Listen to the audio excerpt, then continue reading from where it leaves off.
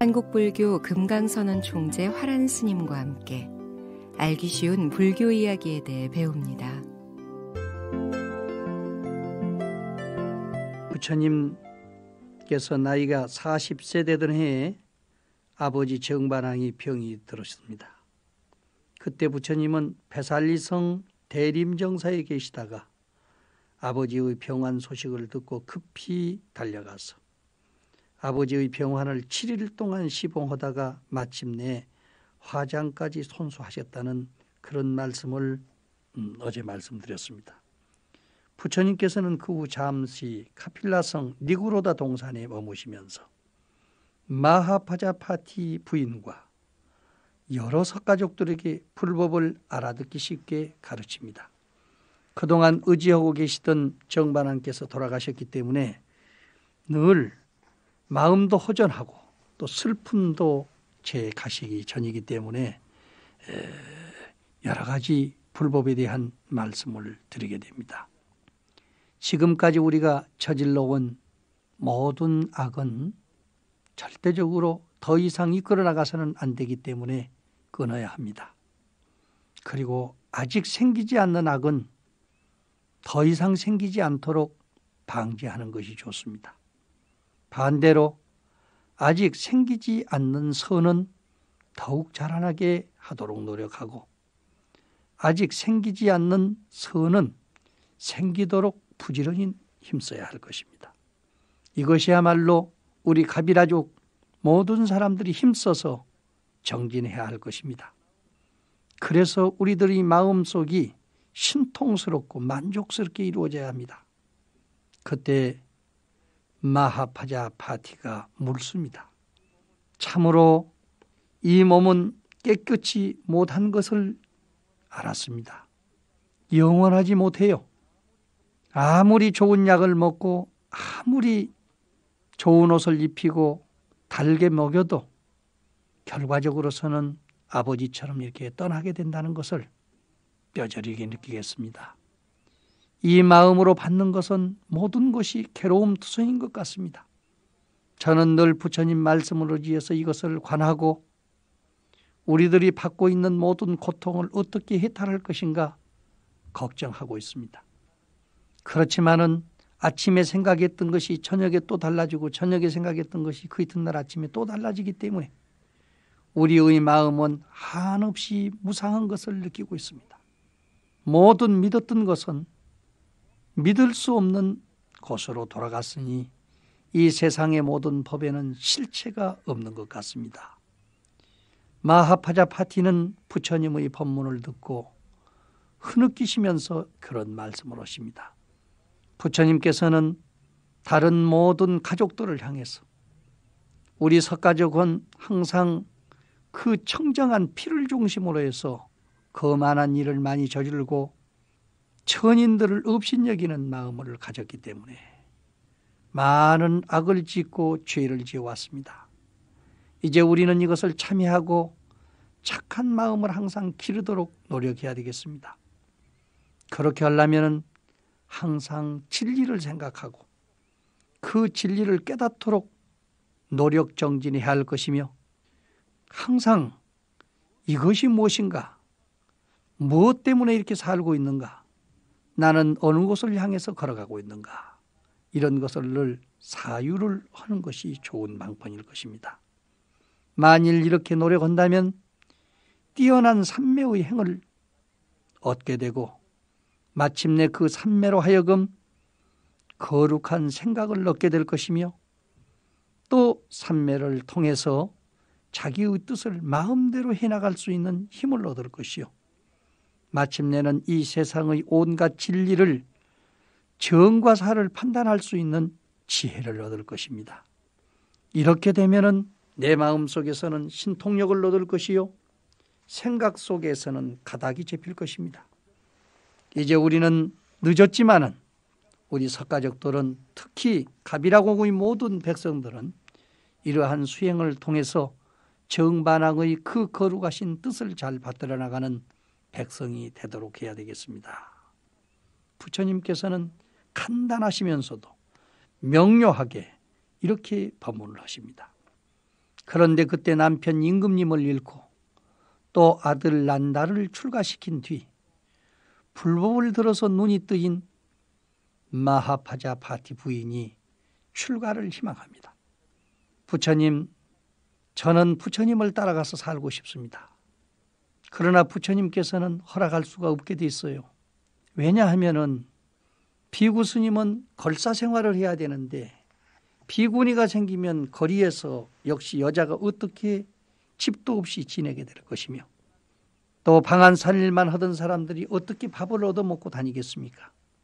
그렇기 때문에 안 된다고 절대 거부를 합니다.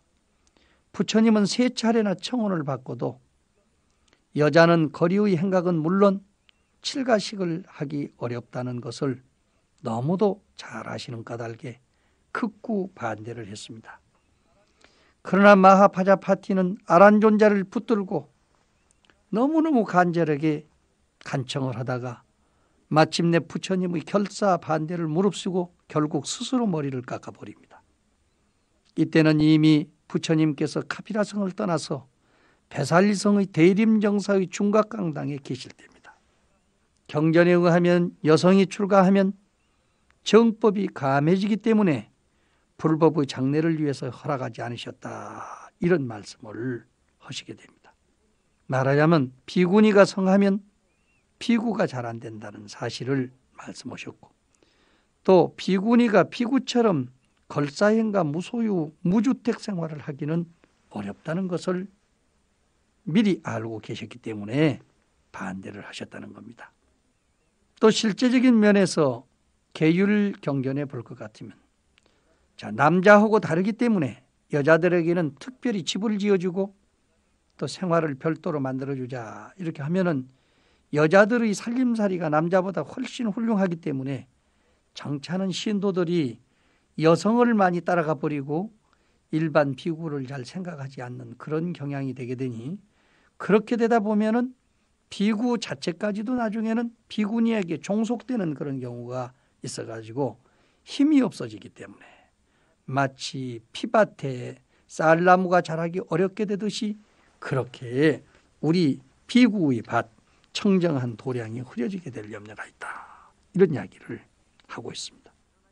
그러나 이미 부처님의 이 같은 뜻을 물리치고 스스로 비구니가 된 마하파자파티를 위해서 빈비사라 임금님은 임금님의 궁 옆에다가 왕사라고 하는 절을 지어서 700명의 비구니 스님들을 안전하게 거처하게 하였습니다. 이것은 여성들의 특수한 체질과 문제점을 감안한 것이었지요. 그러나 비구니가 이루어지면서부터 여러 가지 문제점이 많이 생깁니다. 같이 길을 걸어가다가 그냥 다리가 아파서 제대로 걸어가지 못하는 사람을 뒤에서 도둑놈들이 보고 있다가 그냥 자루에다 넣어가지고 가버리는 경우도 있고 야반에 삭발염한 비구니 스님이 나무 밑에 앉아서 좌선하고 있으면은 역시 마을 사람들이 와서 강제로 끌고 가는 수도 있었습니다.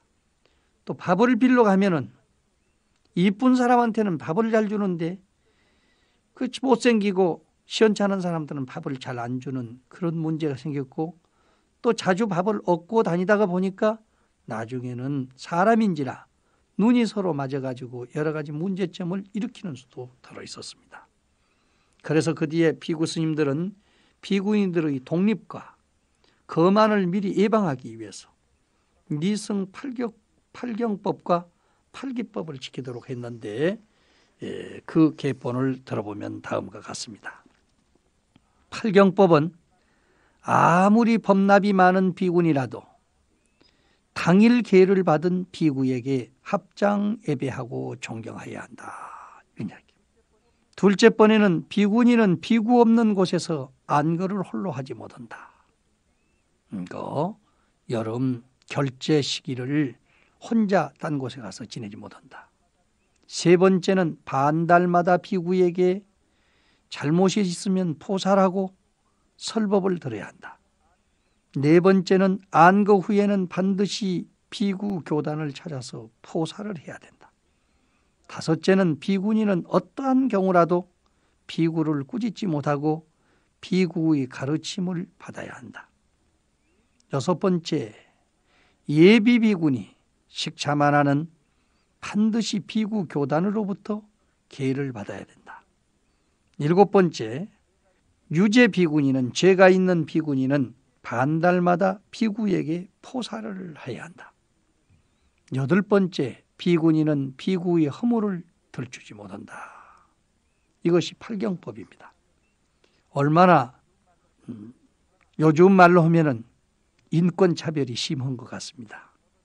그러나 잘못하면은 아까 그 국가나 다른 데서 벌써 비구니부터 이렇게 보호하기 시작하지 않습니까? 이런 걸로 인해서 비구의 인격도 오히려 잘못될 염려가 있고 하기 때문에 비구니의 소위 권리를 한결 낮추어서 소위 비구를 존경할 수 있도록 만들게 되는 것입니다. 그래서 요즘도 그런 이야기가 많이 있죠.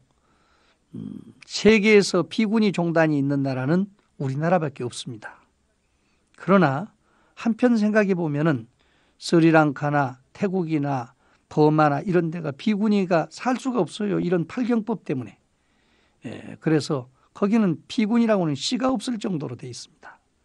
우리나라나 일본도 뭐 제대로 안 되죠. 한국이 가장 비구니가 성에 있는 편인데 그래도 비구 스님들 뒷바라지를 잘 하고 있는 것으로 볼 때 또 요즘 여성 인권 문제가 아주 등등이 올라가는 것으로 볼 때 비구니 스님들이 어떻게 그 소위 여성운동과 비준을 해서 우리 불교를 새롭게 할 수 있을 것이냐 하는 것은 많은 기대를 가지고 있습니다. 지금 현재 한국에 수천 명의 스님들이 계시지만은 비구니 스님들처럼 공부를 많이 하고 또 법답게 살림을 하고 또 뒷바라지를 잘 하시는 분들도 드물다. 만약에 비구니가 없다면 한국 불교는 어떻게 될 것이냐 이런 것을 걱정하신 분들도 더러 계십니다. 그렇기 때문에 2500년 전에 부처님께서 걱정하시면서 그 뒤에 비구들이 제정했던 이런 팔경법만을 기준 삼을 것이 아니라 생각을 해봐야 됩니다. 또 8가지 버려야 될 법을 설명하고 있어요. 살생하지 말고 도둑질하지 말고 사음하지 말고 거짓말하지 말되.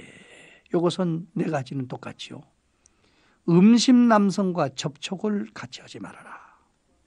음심이 있는 남성들과 자주 접촉하지 말고 그런 사람과 으쓱한 곳에 들어가서 말을 하거나 몸을 기대거나 무엇을 기약하지 말아라. 비구의 허물을 들추어서 말하지 말 것이며 승중의 엄한 계율을 어기면 안 된다. 그랬습니다. 이것은요, 기본 계율은 똑같고 나머지 음심 남성과 접촉을 금하고 그런 사람과 으쓱한 곳에 들어가서 말을 하거나 몸을 기대거나 기약하지 말라. 이런 허물들에 대한 이야기는요, 비구니를 보호하기 위한 수단으로서 비구니를 대하는 모든 사람들에게 미리 울타리를 쳐놓은 것이라고 봅니다. 그러니까 어떻게 보면은요, 비구니 계율은 348개가 되고 비구 계율은 250개가 되니까 여자가 돼가지고 고생하는 것도 지겨운데 계율까지 100개를 더 만들어가지고 우리를 구속하는 것이 아니냐 이렇게 생각하시는 분들도 더러 계십니다. 그러나 그 계율을 자세히 들여다보면은 여자를 구속하기 위해서 만든 계율이 아니고 여자들을 보호하기 위한 수단입니다. 그래서 우리나라에서는 스님들만 그 법을 알고 일반 사람들이 모르기 때문에 어떻게 대할 줄을 몰라서 실수를 하는 경우가 많은데 이런 정도의 계율 정도는 일반 사람들한테도 알려서 미리 주의를 하고 오류를 범하지 않도록 노력을 해야 될 것입니다. 이와 같이 비구니는 팔경법과 팔기법을 가지고 있었는데 거기에 또 6법계를 더 만들게 됩니다. 나쁜 마음으로 나무 남자의 몸에 부딪히면 안 된다. 나무 돈을 4전 이상 훔치지 말라. 축생들의 생명을 함부로 죽이지 말고 때 아닌 때 음식을 먹지 말고 술 마시지 말라. 이러한 것들을 더 부과를 해가지고 주의를 줍니다. 이런 것들은 아직 스님이 완전히 비구니가 안 된 사람들을 시켜서 또 주위 사람들이 너는 아직 스님이 안 됐으니까 이런 일을 해도 괜찮지 않겠느냐 이렇게 할 염려가 있기 때문에 이 또한 미리 경계를 한 것입니다. 하여간 남자나 여자나 그 인격적으로 면에서는 똑같지만은 여성은 선천적으로 타고난 그 품성이 있기 때문에 남자들의 보호를 받지 않고서는 살아가기가 어렵습니다.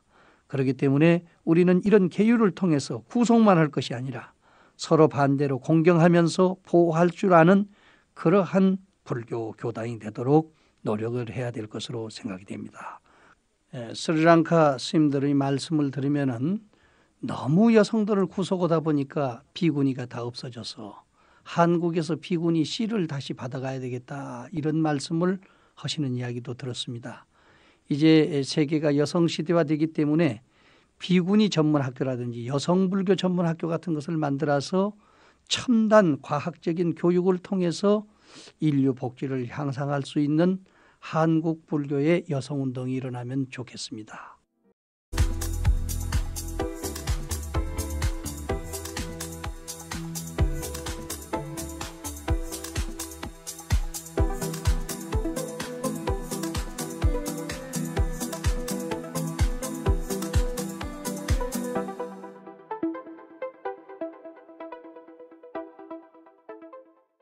어제는 비구니 스님들의 탄생에 대해서 말씀을 드렸습니다.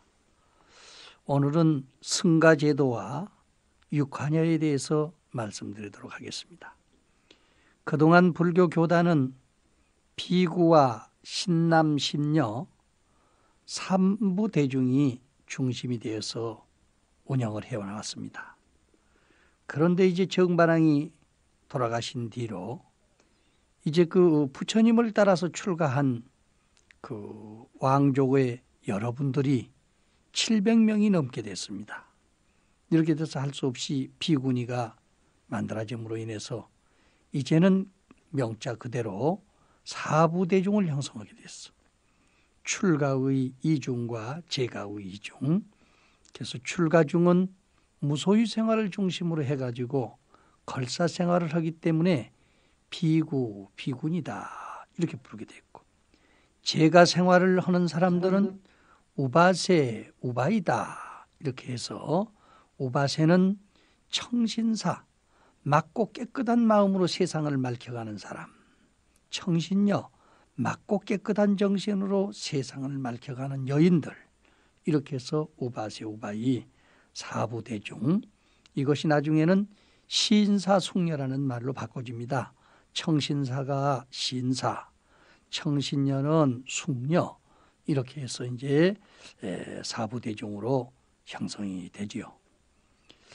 그런데 이제 인도에는 전통적으로 내려오는 대상들의 그룹 가운데 가나라고 하는 그 제도가 있습니다. 요즘 말 같으면 일종의 농협협동조합이라 할까, 또는 그 상업단체로서 장사하는 사람들, 대상들 가운데서 그런 단체가 있어요. 대개 그 단원은 5, 6명이 기준이 돼가지고 한 단어로 형성을 됐는데, 피차의 비밀을 철저히 지키되 공동의 이익을 위해서는 절대로 복종하는 것이 기본입니다. 그러니까 만일에 같은 물건을 가지고 가가지고서 이익을 얼마 남기고 얼마만큼 해서 이것을 팔자 이렇게 약속을 하면은 절대로 그 가격을 내리도 않고 올리도 않고 그 가격에 한해서 팔게 되는데, 그것은 다른 사람한테 알리지 않고 자기네들만 알고 그 뜻을 복종하게 돼요. 그런데 만약 단원 가운데 한 사람이라도 배신자가 생기면은요, 그들 가운데서 그 소위 너댓 명 가운데서 가운데다 한 사람을 앉혀놓고 그 돌로 때려서 죽입니다. 그래서 그 시체를 나중에는 발로 밟아가지고 땅바닥에다가 놓고는 핏방울 하나도 남지 않도록 가루를 만들어서 흔적을 없애버리는 그런 무서운 단체예요. 이것은 지금도 저 중동 지방의 회교도 신자들 가운데서는 종종 이런 일이 있습니다. 가령 어떤 여성이 나쁜 짓을 했다. 그러면 지내가는 사람들이 전부 하나씩 돌멩이질을 해가지고 그 사람을 죽입니다. 죽이고 난 다음에는 많은 수만 명의 신자들이 모여가지고 그 죽은 시체를 발로 밟아서 아주 가루를 내서 없애버리는. 그렇기 때문에 그 광경을 보고 나면 다시 범죄가 안 생길 정도로 그렇게 무서울 정도로 책벌을 하는 그런 단체가 있어요. 그렇기 때문에 이 단체야말로 아주 잘 됩니다. 겁이 나서도 잘 되고 또 발전도 아주 일사불란하게 잘 해나간단 말이죠. 그래서 부처님께서는 이 가나제도의 단결력이 무서울 정도로 좋은 것을 보시고 또 옆에 임금님이나 다른 신자들이 건의를 받습니다. 부처님, 우리 불교 단체도 이렇게 가나제도처럼 점조직을 하면 오직 좋지 않겠습니까? 그러니까 그 아무리 좋다고 하지만 사람을 죽였어야 되겠느냐? 더군다나 죽은 사람을 그렇게 밟아서 가루를 내고 핏방울 하나도 없이 만드는 그런 무서운 일을 해서 되겠느냐? 우리 불교 교단은 마치 소라고동이 사람의 이불을 만나면 평화스러운 음악 소리가 나타나듯이 서로 사랑하고 공경하도록 하는 것이 좋겠다. 그래서 그 소라고동을 입에다 대고 소리를 하면은 옹 하고 소리가 나듯이 그 소리 나는 것은 화합, 인연 속에서 나는 거거든요. 그래서 10,000가지 인연이 다른 사람들이 한테 모여서 아주 청아한 음성을 내는 단체. 이렇게 해서 불교의 단체를 승가라 부르면 좋겠다. 인도 말로 샹카라 이렇게 부르면 좋겠다. 이렇게 해서 소위 승가라고 하는 제도가 생기게 됐습니다. 그러니까 마치 입과 소라고동이 부딪혀서 범음성을 나타내듯이 모든 사람들이 한테 모여서 아주 화합하고 평화하는 소리가 들릴 수 있도록 돼야 되기 때문에 이 승가란 말 속에는 화합과 평화의 뜻이 들어있는 것입니다. 그런데 우리 불교는 사부대중이 최소한의 구성원이 됨으로 인해서 적어도 4사람 이상의 수행자가 몸과 입과 뜻을 함께 모여가지고 평화를 유지해가는 단체로 이해됐었습니다. 그래서 중국 사람들이 이 샹카라고 하는 말을 번역할 때는 4사람 이상 또는 2사람 이상의 수행자들이 같이 모여서 수행을 하면서 사회 대중과 뜻을 모아서 평화를 유지해가는 단체인데 한두 사람이 아니고 여러 사람이 모여서 살아가는 단체이기 때문에 무리중자의 뜻을 써서 이것을 중이다 이렇게 부르게 됐습니다. 그러니까 그 중자에는 곧 평화, 화합 이런 뜻이 들어있죠.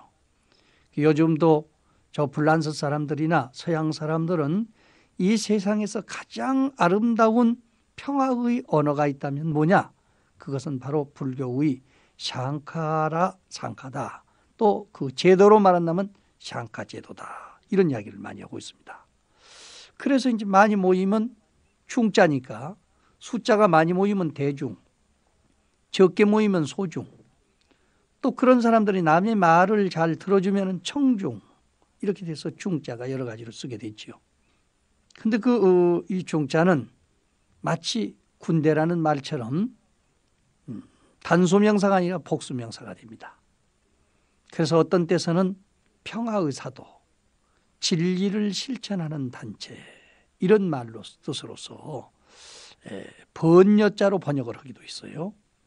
그래서 나중에는 인도의 원음 가운데서 첫째 말을 따서 그 승가라고 하는 첫째 말의 승자를 따가지고 한자를 쓰고 또 중국말로 그것을 법녀라고 번역을 했는데 그 진리의 도반들이다, 진리의 사도들이다, 평화의 사도들이다 이렇게 해서 법녀라고 중국 사람들이 번역하기로 했는데 그 법력 가운데서 여자, 법은 띄어버리고 여자만 같이 합해서 부르다 보니까 나중에는 승려라는 말이 나오게 됐어요. 또 진리를 수행하는 단체라고 해서 법녀라고 부르기도 했죠. 그래서 어쨌든 소위 승려 또는 법녀 이런 말로 들게 됐는데 이게 승려라는 말은 인도말 승과 중국말로 번역한 여자가 같이 합해진 것이기 때문에 인도말과 중국말과 합해져서 버마 쌍창이라고 부르죠. 이렇게 해서 소위 불교의 이름이 승려로 부르게 됐었는데 또 번역한 말로서는 중이라고 부르게 됐었는데 2조 때 와가지고 유생들이 그 스님들을 7천 가운데 넣어가지고 아주 업신여기고 매를 때리고 강제 소위 추출을 하고 이런 일이 있었기 때문에 중이라는 말 자체가 아주 천하게 돼서 지금도 이 세상에서는 가장 평화로운 말, 화합이라는 말, 안락이라는 말, 또 진리를 탐구하는 단체라는 말이니까 얼마나 좋은 말입니까? 그러나 같은 우리 불교 신도들 가운데서도 중이다 이렇게 이야기하면은 그걸 좋아하는 사람들이 없습니다. 실제는 중처럼 좋은 말이 없지요. 자, 출가에서 계신 스님들만 중이 아니고 제가에서 살아가고 있는 우리 신도들도 다 중입니다. 제가 중이고 스님들은 출가 중이고 그러니까 이 사부 중이 같이 모여가지고 중이 형성됐기 때문에 중인데 지금은 그 중을 차라리 그렇게 부르는 것이 아니라 스승님, 승님 이렇게 하는 것이 좋겠다 해가지고 스님이란 말로 이게 바꿔서 부르게 됐으니까 억지로 아무리 좋은 말도 한번 천해지고 나면 그 다음부터는 잘 귀해지지가 않습니다. 그러니까 차라리 중님 이렇게 부르는 것보다는 스님이라고 부르는 것이 좋은 방법인 것 같습니다. 그러면 무엇으로서 서로 화합하고 평화를 유지해 갈 것인가? 부처님은 6가지로서 평화를 유지하고 화합하라 그랬습니다. 첫째는 동계화경이에요. 한 가지 동자, 경계계자, 평화자, 공경경자. 똑같은 계율을 똑같이 지켜나가면서 평화하고 서로 공경해라 그 말이에요. 말하자면 부처님의 계율을 같이 지켜가면서 화합하고 평화를 유지해라. 둘째는 동경화경이에요. 같은 견해를 가지고 평화와 공경을 유지해라 그 말입니다. 부처님의 정견에 의해서 화합해라 이런 말이죠. 셋째는 도경화경이요. 부처님의 청정한 계율을 몸소 실천함으로써 그걸로써 화합을 해라. 넷째는 신자화경이니 몸은 자비로서 화경을 해야 하는 거. 다섯째는 구자화경이요. 입에서는 자비스러운 말을 해가지고서 화합을 하고 공경을 해야 한다. 또 여섯째는 의자화경이요. 뜻을 자비롭게 해가지고서 서로 평화롭게 공경하는 것이 좋다. 이렇게 해서 실천해야 이 세상의 평화와 안락과 또 화합이 이루어질 수 있다 그 말이죠. 그래서 이제 부처님께서는 6가지로서 화합을 해라. 비구들아, 진리를 진리라고 말하는 사람은 세간과 싸우지 않는다. 이제 너희들은 스스로 가정을 떠나서 부모도 형제도 자매도 없어. 그러므로 피차가 서로 살펴야 한다. 우리가 우리를 살피지 못하면 누가 우리를 살펴줄 것이냐. 제자가 스승을 모시기 어버이같이 하고 스승이 제자 보기를 자식과 같이 하라. 죽을 때까지 그렇게 하되 얻은 물건을 평등하게 나누어 쓰고 좋은 것은 병자에게 주고 나쁜 것은 스스로 써라. 병든 이웃을 보살펴 나무 비방을 잘 참아라. 자기를 빚으로 삼아서 남을 해치지 말아라. 세상에는 비방받지 않는 사람이 없다. 혼자 살면서도요. 좋은 일을 해도 좋은 일 하면 좋은 일 했다고 말을 하고 나쁜 일 했으면 나쁜 일 했다고 말을 듣고 해서 세상 사람들은 아주 말하는 것이 일이기 때문에 잘해도 말이요 못해도 말이요. 그러니까 그런 것에 신경 쓰지 말고 살아야 됩니다. 저는 종종 그런 이야기를 듣습니다. 저희들 그 인연 있는 사람들 가운데는 참 신문 기자도 있고 또 더러 나아가서는 이 언론 계통이나 이 방송 계통의 일을 보고 계신 분들이 더러 계신데 이 근래 와가지고 다른 종교고 우리 불교하고 비교를 하는 가운데서 부처님의 경전책을 보면 육화경으로 모두 화합을 하고 그랬는데 불교계에서 일어나는 사건은 단 이틀이 못 가서 전부 다 문서화돼 가지고까지 그 방송이나 신문사까지 다 가지고 와서 속 내부를 다 드러내 보인다 그거예요. 그런데 이 천주교나 기독교 같은데 사건은 분명히 싸운 줄 알고 가도 우리들이 들어가기만 하면 어떻게 흔적 없이 그냥 감쪽같이 가려서 없어져 버리고 절대로 비방한다든지 그런 이야기를 잘 하지 않는데, 이런 것은 부처님의 육하 경영을 잘 이해 못하는 데서 문제가 되지 않느냐, 이런 이야기예요. 이런 이야기를 하면서 걱정을 하신 분들이 있어요.